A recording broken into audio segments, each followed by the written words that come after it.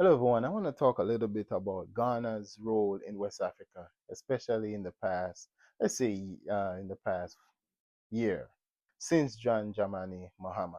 So, Ghana has been basically a diplomatic balancing, a strategic balancing weight in West Africa. And you can see that in the recent incident with the Nigerian Air Force airplane that was grounded in Burkina Faso, forced to ground or forced to land in Burkina Faso. I think negotiation went to Nigeria with the alliance of Sahel state, and then the diplomatic tension was lessened by the Ghanaian um, authorities. But I think the position taken by Ghana, especially under John Dramani Mahama, is very strategic, and I think it is a wise one. You can see that he's a statesman. He understands a lot of things. I'm not saying John Dramani is a anti-imperialist or he's some saint or so forth. When it comes to politicians, you know our feeling. But in the strategic positioning of Ghana, we have to commend it. Number one, Ghana has increased economic link with Burkina Faso and also Mali and Niger. So you can see Burkina Faso is using actually Ghana two port, the Tema port and the Takoradi port. You see a lot of logistic going through Burkina Faso, but also diplomatically, Ghana is probably the only country in West Africa that has dispatched an envoy specifically for the Alliance of Sahel States, which is recognizing the authority of the Alliance Sahel States and the existence of the Confederation of Sahel States.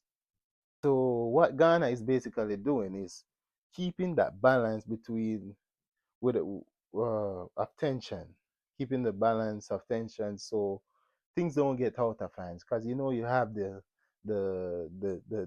guy in Nigeria, Tinubu. You can tell he's not a strategic thinker.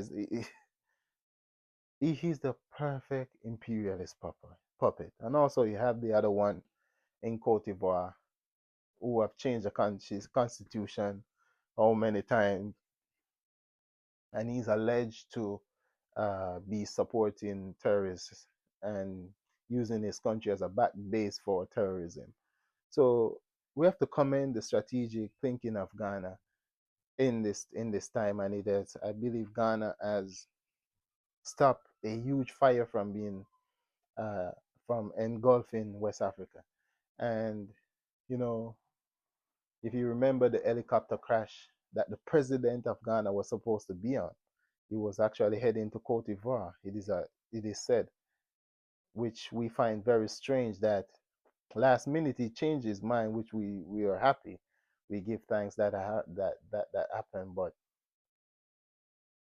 had the president was on that plane, West Africa could be a total different region today. It would be something much more different, and we're happy that didn't happen.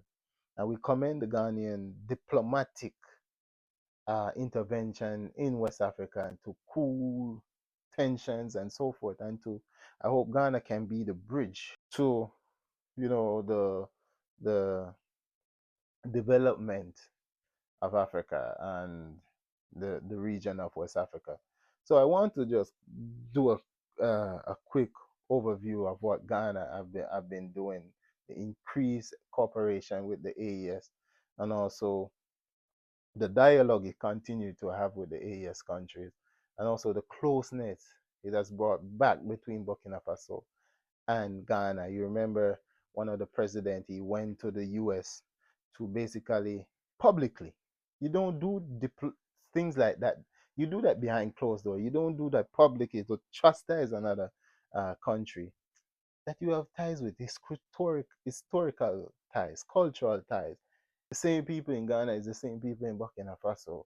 So that wasn't a good move. That was not a good move diplomatically, whichever way you want to look at it. So we're happy that Ghana, the president of Ghana, have been able to soothe that over and increase cooperation.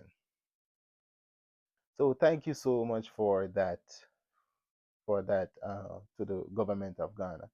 Like I said, I'm not a supporter of any when it comes to politics. I stay away from politics. Geopolitics is what I study. I don't study petty politics. So thank you so much for watching this video, and be sure to like, subscribe, and follow this channel. Thank you.